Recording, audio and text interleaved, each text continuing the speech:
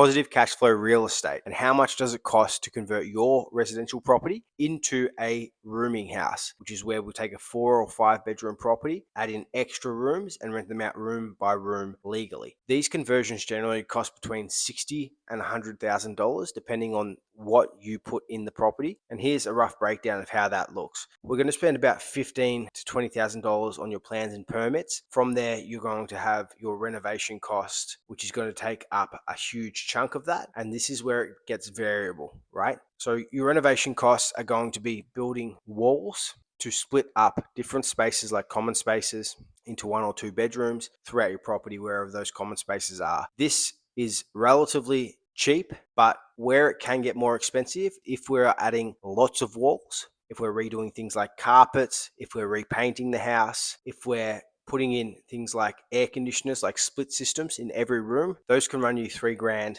per air conditioner. So if you've got 9 rooms, it adds up quite a lot. You can spend quite a bit on bathrooms as well, between $4,000 and $10,000, depending on if you're just putting a toilet in, or you're putting a full toilet and shower, and getting the room ready, you're putting in exhaust fans and whatever else to make this a legal property and a legal bathroom. You're going to spend a little bit. If you could look at putting in bathrooms in every room, right, you can see that this will get dramatically more expensive. So you've got options there. You have options about what sort of things you want to add into this, and you need to get a consultation on why you might do that. And it would usually be, you can make extra rent with this. This will pay itself down in a year. This will pay itself down in a year. This is unnecessary. And so this is the sort of cost. After those construction costs, you're looking at furnishing costs and staging costs, which means getting all the bedding in, getting all the beds in, getting all the TVs, everything like that. That's where a good chunk of the cash is going to go. So it's easy to see where the expenses are going to be throughout this process.